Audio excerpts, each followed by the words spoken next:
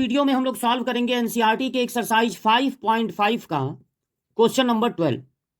Question number 12 से 15 तक में dy by d x find करना है, यानी y फंक्शन है, y का डिफरेंशिएशन करना है और सारे फार्मूले लगाने हैं x पर, विथ रिस्पेक्ट टू x करना है। अगर यहां पर नीचे dx है तो यानी with respect to x, y का डिफरेंशिएशन करना है विथ रिस्पेक्ट टू x। यहां जो फंक्शन हम लोगों को दिया गया है वो एक इंप्लिसिट फंक्शन है। ऐसे फंक्शन को कहते हैं इंप्लिसिट फंक्शन, जिसमें y सब्जेक्ट ना हो। ये देखिए y एक तरफ अकेले है, ऐसे फंक्शन को इंप्लिसिट फंक्शन नहीं कहते हैं। उस फंक्शन को इंप्लिसिट फंक्शन कहते हैं जिसमें y इक्वेशन के अंदर कहीं हो, y सब्जेक्ट ना हो। तो ये एक इंप्लिसिट फंक्शन दिया गया है। यहां से हम लोगों को dy by d x find करना है।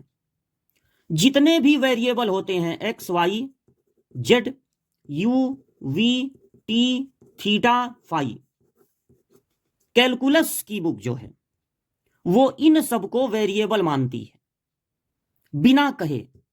हो सकता है कभी ए भी वेरिएबल हो जाए, बदलने वाली चीज, लेकिन ये तभी वेरिएबल होगा जब क्वेश्चन वाला कहे कि ये वेरिएबल है। x और y, z, u, v, t, theta, phi, इनको क्वेश्चन वाला मेंशन नहीं करेगा कि ये वेरिएबल है। आपको खुद ये जान लेना है कि ये सब एज अ वेरिएबल यूज होते हैं, ये बदलने वाली चीजें होती हैं और हर बदलने वाली चीज पर डिफरेंशिएशन का रूल लगता है। रूल तो एक्स पे लगाना है, with respect to x differentiation करना है, बट वाई पर भी रूल लगेगा, भले उसके बाद कुछ पेनाल्टी देनी पड़े, dy बाई डी एक्स से मल्टीप्लाई करना पड़े, लेकिन रूल एक्स पर भी लगेगा, रूल वाई पर भी लगेगा। सिर्फ एक्स का डिफरेंशिएशन हो जाता है 1 और वाई का डिफरेंशिएशन होता है with respect to x, dy by d x. जब कभी पावर और बेस दोनों में वेरिएबल हो तो लॉग लेकर डिफरेंशिएशन होता है, क्योंकि डिफरेंशिएशन के जितने भी बेसिक फार्मूले हैं, कोई भी ऐसा फार्मूला नहीं है जो तब काम करे जब पावर और बेस दोनों में वेरिएबल हो। ऐसा कोई फार्मूला नहीं है, सिर्फ बेस में वेरिएबल हो तब फार्मूला है पावर से इंटू पावर एक कम। जब सिर्फ पावर में वेरिएबल हो तब फार्मूला है ए पे पावर एक्स का ए पे power x log a base ई।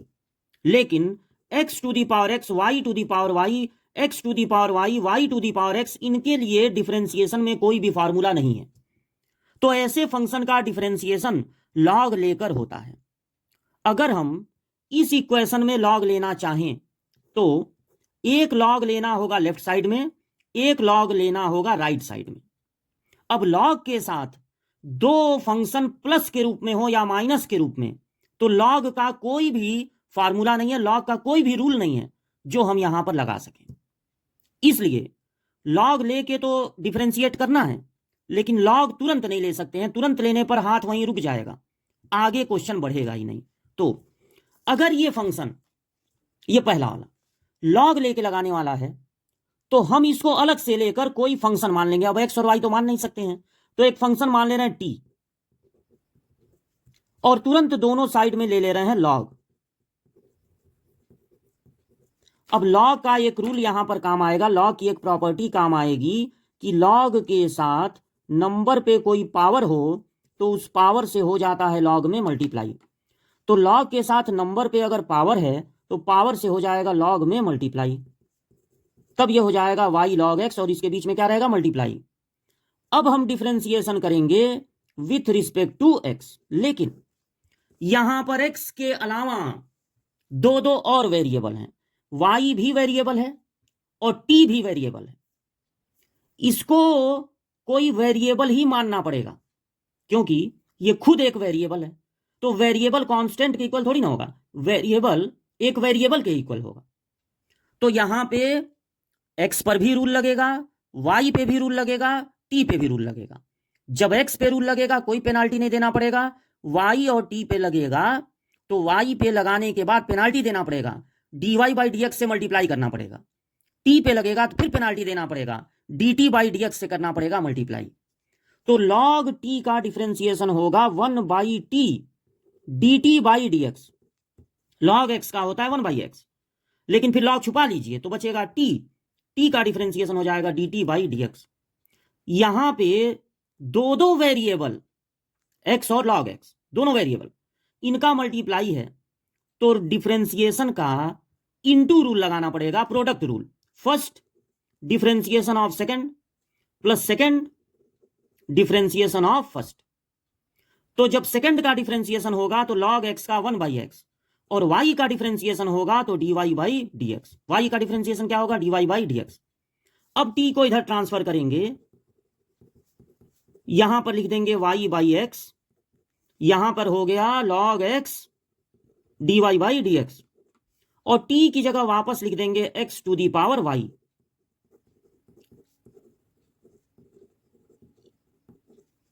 ठीक है, इसको यहीं पर छोड़ दीजिए। पहले पार्ट का डिफरेंशिएशन हो गया। दूसरा पार्ट भी जो y पे पावर x है उसमें भी बेस में भी वेरिएबल, पावर में भी वेरिएबल, तो लॉग लेके डिफरेंशिएशन करना पड़ेगा। तो इसको अब कोई नया फंक्शन मान लीजिए, तो इसको फंक्शन मान ले रहे हैं z। ये भी वेरिएबल होना चाहिए क्योंकि एक वेरिएबल को हम अपने तरफ से इक्वल करें तो वेरिएबल के ही इक्वल करेंगे।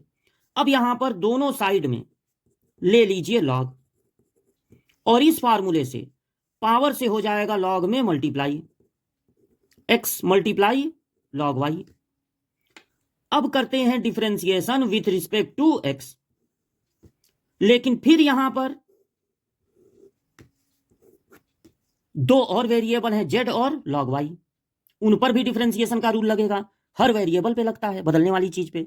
तो log z का होगा 1/z dz/dx। log x का होता है 1/x, फिर log को छुपा लीजिए, z दिखने लगेगा, z का होगा dz/dx। यहां दो वेरिएबल वाले फंक्शन का दो फंक्शन का मल्टीप्लाई है। तो first differentiation of second plus second differentiation of first. तो log y का डिफरेंशिएशन होगा 1/y dy/dx और x का डिफरेंशिएशन होगा 1। अब dz/dx होगा, z को उधर भेज दीजिए, साथ में रहेगा x/y dy/dx प्लस में रहेगा log y।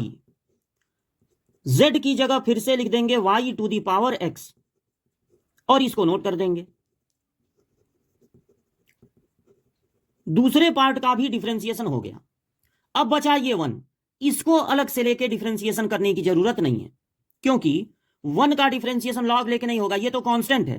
कांस्टेंट का डिफरेंशिएशन हो जाता है 0। अब हम इस फंक्शन को दोबारा नोट करेंगे जो हमारा क्वेश्चन था, और इसका डिफरेंशिएशन जो आया था x to the power y into y/x log x, ये x छूट गया था, y/x plus log x dy/dx। इसका जो आंसर आया था लिख लेंगे, प्लस इसका जो डिफरेंशिएशन करने पर आया था y to the power x into x/y, देखिए यहां पर है dy/dx plus log y, note कर देंगे, इक्वल टू, अब डिफरेंशिएशन नोट कर रहे हैं तो इसको 1 नहीं नोट करेंगे, 1 का डिफरेंशिएशन हो जाएगा 0। जिस टर्म में कोई वेरिएबल ना हो वो कांस्टेंट टर्म होता है और कांस्टेंट टर्म का डिफरेंशिएशन होता है 0। चूंकि ये इंप्लिसिट फंक्शन है इसलिए तुरंत डिफरेंशिएशन नोट करेंगे वो फाइनल आंसर नहीं होगा। इंप्लिसिट फंक्शन में y जैसे बिखरा रहता है अंदर, वैसे डिफरेंशिएशन के बाद dy/dx अंदर बिखरा रहता है। देखिए यहां है, उसको सब्जेक्ट बनाना होगा। यहां y भले सब्जेक्ट नहीं है लेकिन हमको तो dy/dx बताना है कितना आया, तो हमको dy/dx को सब्जेक्ट बनाना पड़ेगा। तो ये ब्रैकेट तोड़िए, x to the power y का मल्टीप्लाई होगा y/x में, फिर x to the power y का मल्टीप्लाई होगा log x dy/dx में, y to the power x का मल्टीप्लाई होगा x/y dy/dx में, और y to the power x का मल्टीप्लाई होगा log y में। ये देखिए y पे x पे पावर y और यहां x पे पावर 1, डिवाइड करने पे पावर सब्ट्रैक्ट होते हैं, तो x पे पावर हो जाएगा y-1 इंटू y है, प्लस इसको नोट कर लीजिए, बल्कि इन दोनों में से dy/dx कॉमन भी ले लीजिए,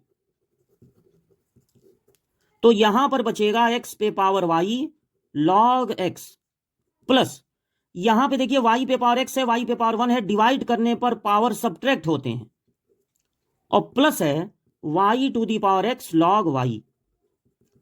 अब जिनमें जिनमें dy बाई डी एक्स नहीं है उनको एक ब्रैकेट में करके उधर भेज दीजिए, पूरे सम्मान के साथ एक ब्रैकेट में करके भेजा जाए तो केवल ब्रैकेट के बाहर माइनस लगेगा और ब्रैकेट के अंदर रहेगा। अब इसको अलग अलग भेजते तो ये भी माइनस में, वो भी माइनस में, फिर माइनस कॉमन लेते, तो पहले ही इनको ब्रैकेट में समझिए कर लिया गया और भेजा गया तो केवल ब्रैकेट के बाहर लग गया माइनस, और ये प्लस में ही रहेगा क्योंकि बाहर तो माइनस लगा ही है, लॉग वाई, ये लॉग वाई है। तो dy बाई डी एक्स होगा minus x to the power y minus 1 into y plus y to the power x into log y, और ये अपान में मल्टीप्लाई हो रहा है ना तो डिवाइड में चला जाएगा, x to the power y log x y to the power x minus 1 into x. ये हो जाएगा आपका फाइनल आंसर क्वेश्चन नंबर 12 का।